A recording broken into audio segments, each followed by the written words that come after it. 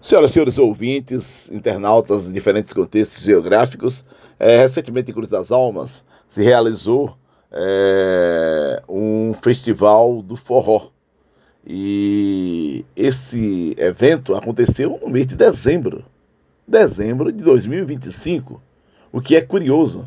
Algumas pessoas podem até questionar como se falar em forró no mês de dezembro, quando as temáticas mais proeminentes são as festas relacionadas ao Natal e os preparativos para o Réveillon, que é o ano novo, a transição de um ano para o outro.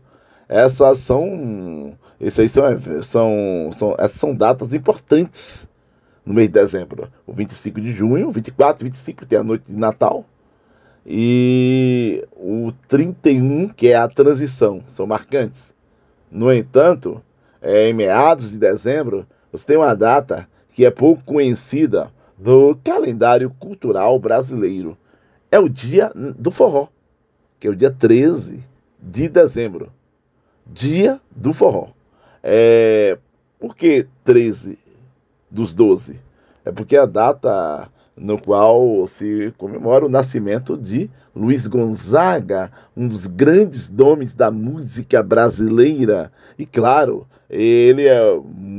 foi fundamental para a potencialização do forró em escala nacional. Então, um grande Luiz Gonzaga, que nasceu em 1912 e faleceu em 1989, o que ele cantou, as músicas de Luiz Gonzaga, são cantadas por diversos artistas no Brasil. E isso transformou-se realmente em um patrimônio musical transgeracional. Porque é curioso, porque você escuta pessoas jovens, né, crianças, jovens, adultos e, claro, idosos cantando as belíssimas músicas de Luiz Gonzaga. Então, aquelas músicas que ele tornou muito conhecidas, né? Então, é importante se discutir a importância, é altamente relevante que se debater por que o forró continua presente, por que o forró continua tão forte. O que explica essa consistência transtemporal do forró? Eu participei recentemente de uma matéria para Band News e uma das perguntas foi essa, essa resistência do forró, e uma outra estava relacionada à reinvenção do forró, que faz com que esse ritmo maravilhoso, essa dança, não só uma dança, né? Com essa musicalidade maravilhosa que é o forró, possa se interessar aos mais jovens.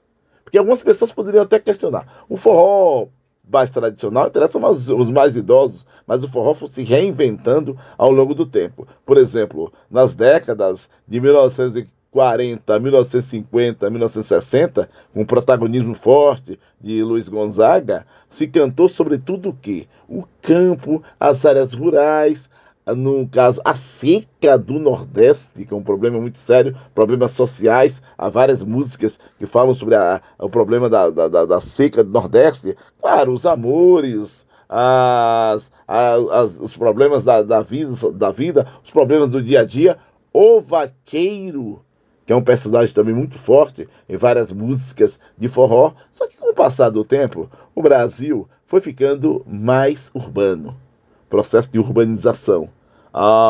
Chegou um momento, um contexto histórico em que, por exemplo, a população brasileira passou a ser mais urbana do que rural. Então, algumas músicas passaram a tratar também da cidade. Então, se você tinha uma música lá no passado que falava, por exemplo, do homem fugindo da questão da seca, tem uma música chamada A Triste Partida, de Luiz Gonzaga, que é da década de 1950, que o Luiz Gonzaga tornou conhecida, que ele canta, mas é de autoria do poeta, de um poeta cearense. Então, essa música, ela fala da seca naquele período. Quando você chega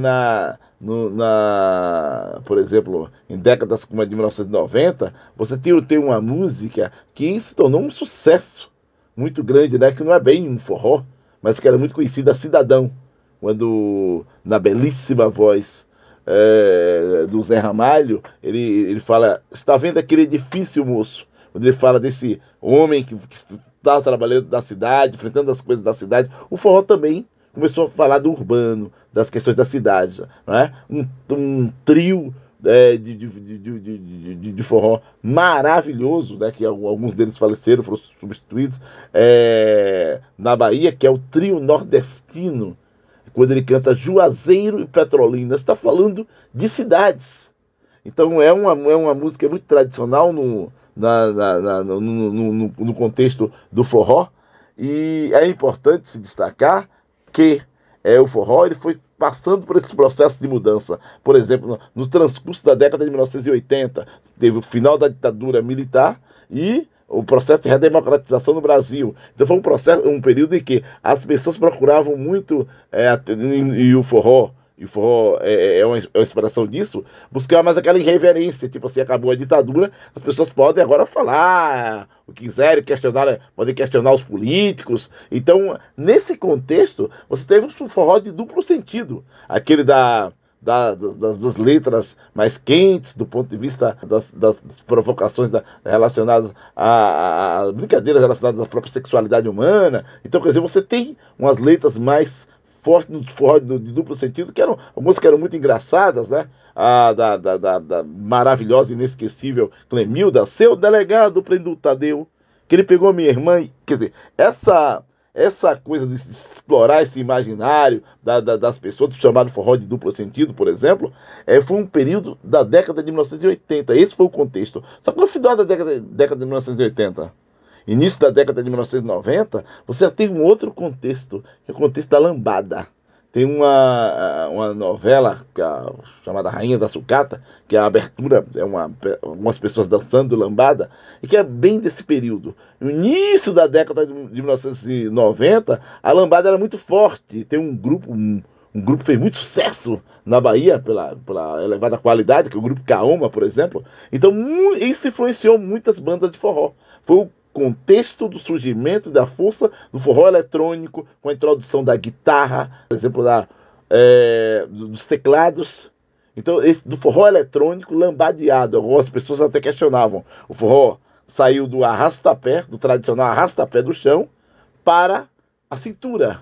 Então passou a ser um forró mais sensualizado também na cintura. Algumas pessoas questionavam isso, enquanto que muitos jovens não apreciavam esse processo reinventivo do forró. Porque os instrumentos básicos do forró, clássicos, décadas de 50, 60, é o que? A zabumba, que tem muita influência dos tambores, né, com os tambores africanos, né? A sanfona foi introduzida no Brasil e que no Nordeste tem um ritmo, tem o seu ritmo próprio, e o triângulo, né? O triângulo, você bate no triângulo, a sonoridade do triângulo se assemelha ao sino de uma igreja, né? Então, esses são instrumentos básicos do forró tradicional. Mas com o passar do tempo, com a reinvenção, outros instrumentos chegaram e o forró foi se reinventando. E outra coisa que é muito importante, alguns forrós antigos e tradicionais passaram a ser reatualizados e com vozes marcantes, como por exemplo o Adelmar e o Coelho cantando com aquela sua voz potente e marcante, cantando músicas do trio nordestino, músicas tradicionais do trio nordestino. Né? O outro grupo também muito bom, que é o grupo Mastruz com Leite, cantando músicas de Pinduca, que canta carimbó que tem influência indígena, né, lá do Maranhão, mas o carimbó que é muito forte, o carimbó é muito forte no Pará. Então, o Pinduca, ele canta no Pará, Maranhão, onde o carimbó é muito forte. Então, o grupo Mastruz com Leite fez sucesso cantando músicas do Pinduca. Claro, é um grupo que tem várias músicas próprias, mas ao cantar o Pinduca se trouxe essa atualização desse repertório tradicional de músicas. O próprio Virgílio também, um outro cantor baiano maravilhoso, do Recôncavo Baiano, que canta, tem músicas dele, mas também faz, de vez em quando, canta músicas desse forró tradicional, tanto do Luiz Gonzaga quanto de outros grandes nomes. Então, esse processo de reatualização, isso faz com que o forró seja cada vez mais interessante inclusive para os circuitos jovens. E para fechar, por exemplo, o próprio grupo Chiclete com Banana, né, o Bel Marques, quando cantou, por exemplo, música de Luiz Gonzaga, e foi um sucesso incrível, porque é um cantor já consagrado e cantando música de outro grande gigante da musicalidade brasileira, que é o Luiz Gonzaga. Então, Vigílio, Ademar e Coelho, esses grandes nomes que fazem, que são sempre atuais, que trazem não só as letras das suas músicas, como também essas homenagens belíssimas ao forró tradicional na sua diversidade criativa e reinventiva. Saúde e paz, até a próxima.